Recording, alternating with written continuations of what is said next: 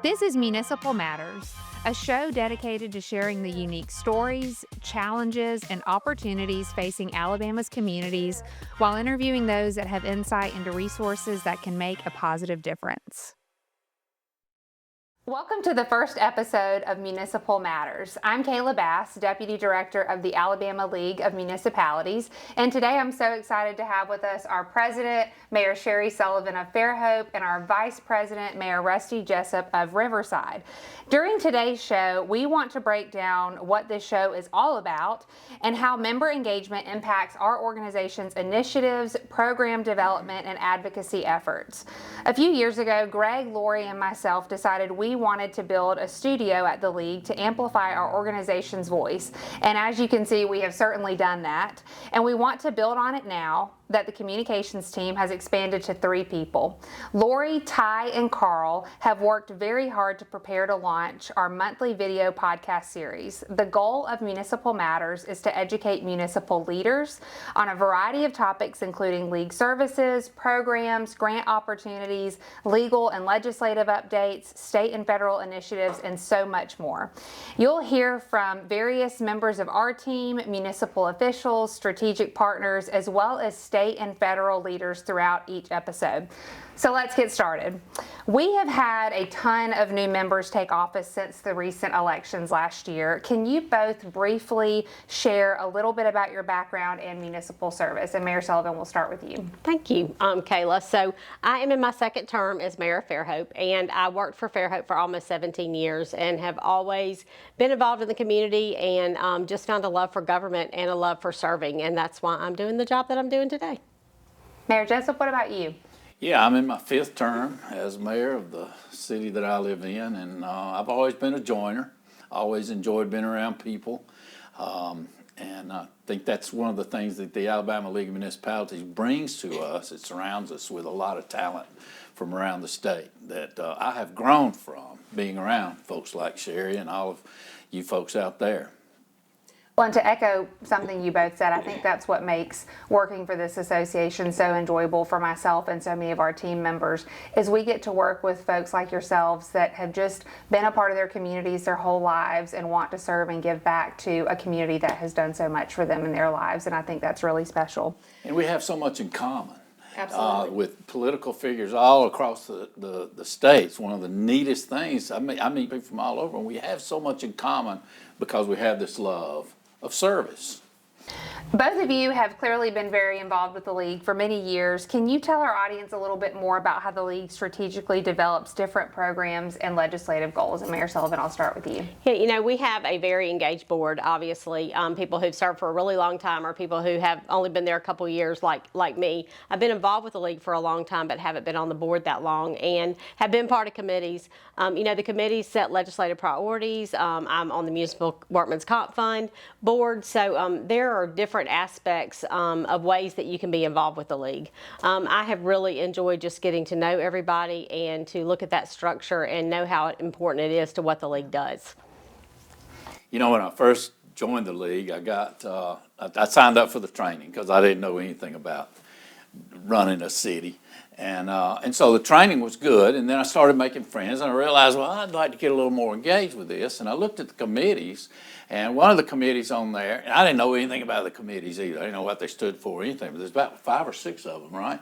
And I looked on there. We've got a river that runs through my town, the Coosa River. So, we're very conscious about environment and natural resources, and there's an Environment and Natural Resources Committee. So I got on that committee, and that got me engaged with that. But yeah, we got board of directors that has like 6 representatives from all around, from each congressional district all around, and 5 or 6 committees. There's a lot of ways that you can get involved, and there's not a wrong way. Just dive in. I think probably one of the most important committees is, again, the legislative committee, because it does set those priorities that we look at throughout the legislative year and gives our advocacy team some direction. Yeah.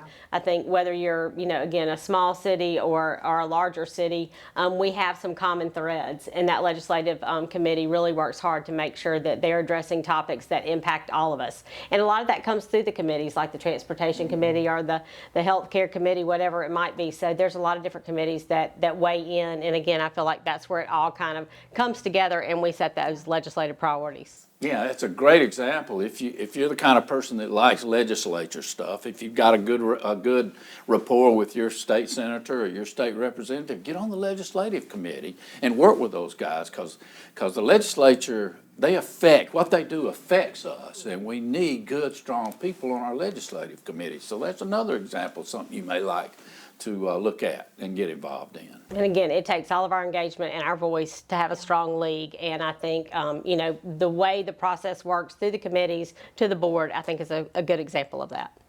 We've mentioned a lot about the standing committees, and so to tell our members that may be watching who want to learn more about those, you can visit the League's website, almonline.org, and you can view those 6 committees. And I always tell people that's a great way to be a part of the League. A really good starting place is to join one of those committees. And so if you have an interest in joining one, you can reach out to Baker Allen on our advocacy team, and we'll be happy to get you added to one of those. And if I could, Kayla, being on a committee, I know the first thing you think is, oh boy, that's all I need is something else to do.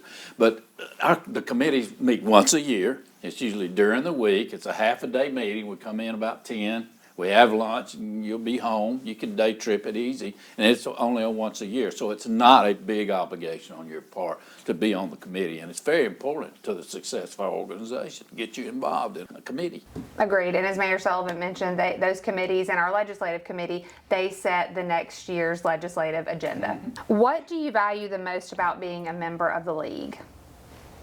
I think for me, being a member of the League, again, it's about the relationships and the networking that you get to do.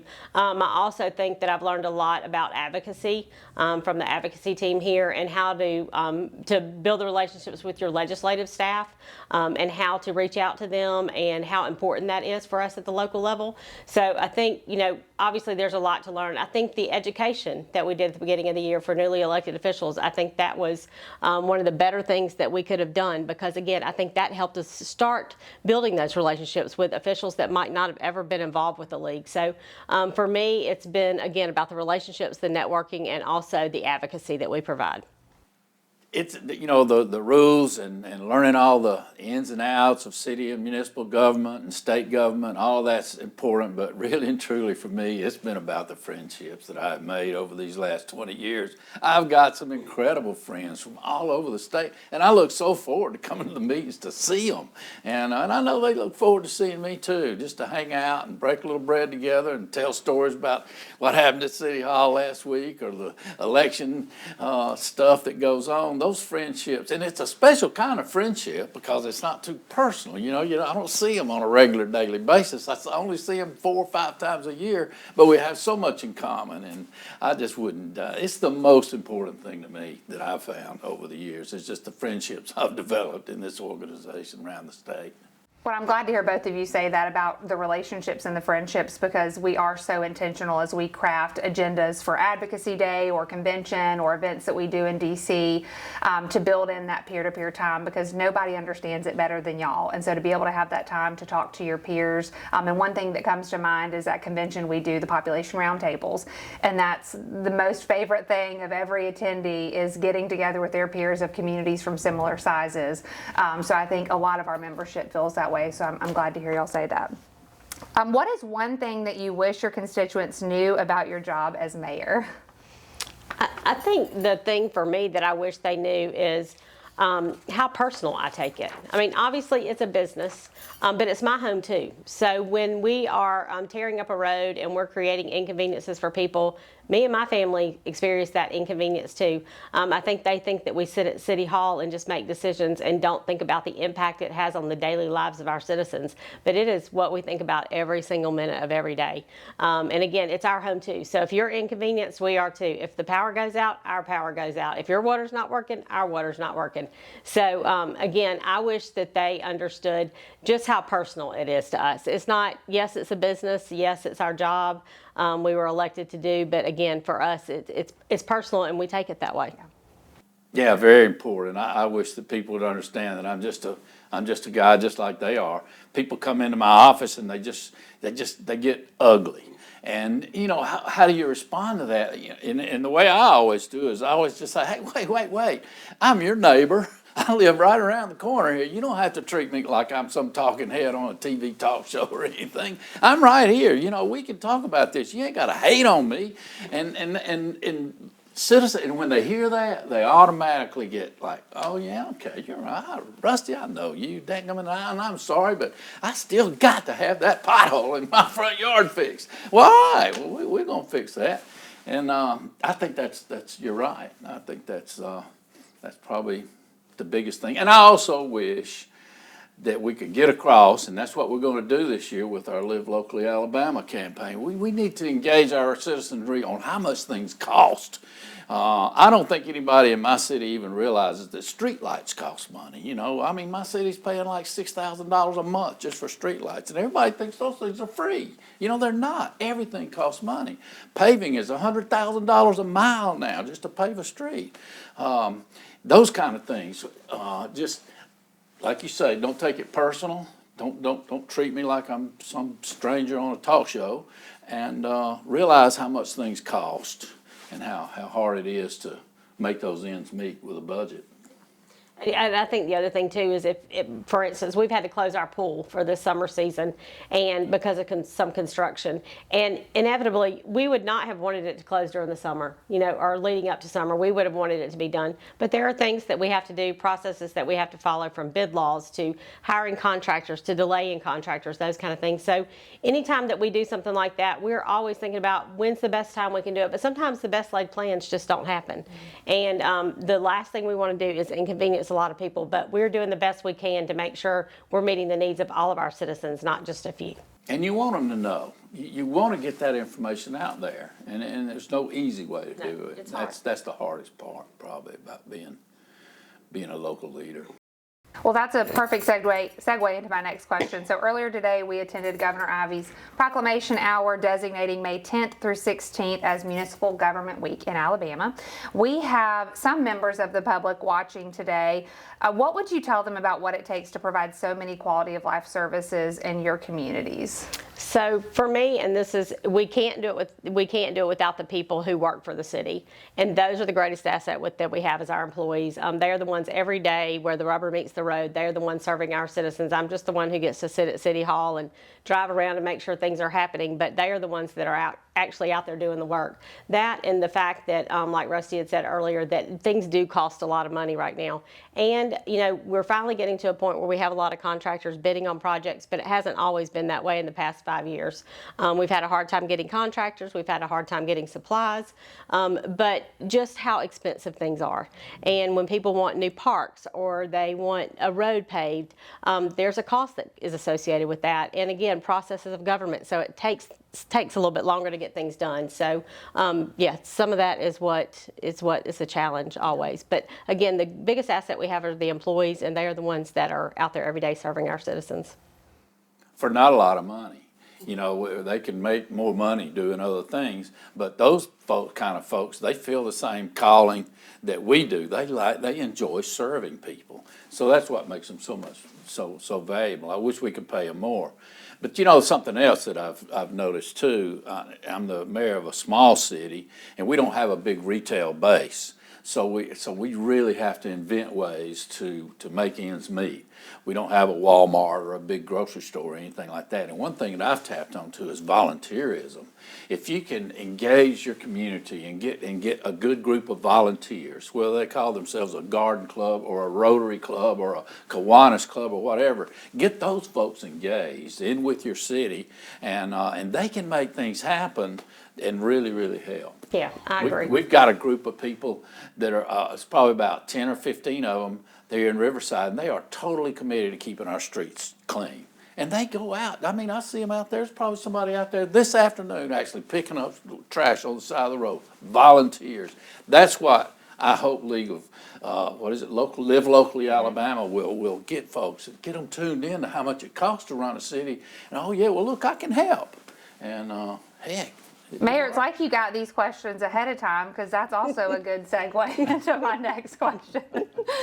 What are some ways that our members, as well as your citizens, can show support of Municipal Government Week? And if there's anything specific to your community that you're doing that you want their engagement in, you can share that as well. Yeah, I think again, like Rusty said, it's the volunteerism. You know, we have volunteers that work in the city every single day, whether it's volunteering at the senior center to greet people or at the welcome center. If they're serving on a local board, they're coaching a sports team or whatever within our rec department. So getting involved in your community is the best way to have your voice heard, to be part of it, and to stay engaged. And I think when you do engage citizens like that, they take some ownership. Then they start to understand a little bit more about the challenges that we face every day. So I always think it's a good way to, a good thing to get your citizens engaged and have them volunteer within your community. Yeah, and you have to get your entire city government, your mayor and your council, because you need to recognize these volunteers. We always try to have a Christmas party every year for all the members on our boards and all of our volunteer people that I know of, and we invite them to come, and we do that out of city expense. And it's a good thing because that's the only paycheck they get is getting recognized. So that's one way. I think another way too is making sure the Live Locally Alabama campaign that we spread that message throughout our employees and with civic organizations, with anybody in our community that we engage with, make sure we're sharing that message so they do understand the challenges of local government, whether it's the expense of something or the processes of government operating just a little bit slower than private industry. So again, being able to engage those folks and being able to share the message is really important. And how has, expand a little bit more on the Live Locally Alabama campaign, because we've hit on that a lot, and so I'm sure viewers are wondering what that is. And our communications team is actually going to be hosting a webinar on May 3rd for all of our membership to join and learn more about the campaign. But how has that been beneficial to y'all in your communities?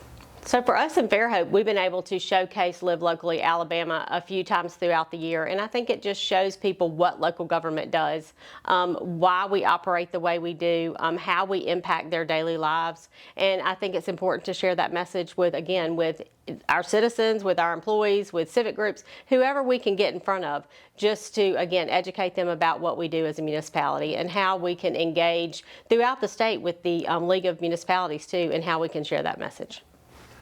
The purpose of the program is to engage not only our city government officials, but our citizens as well.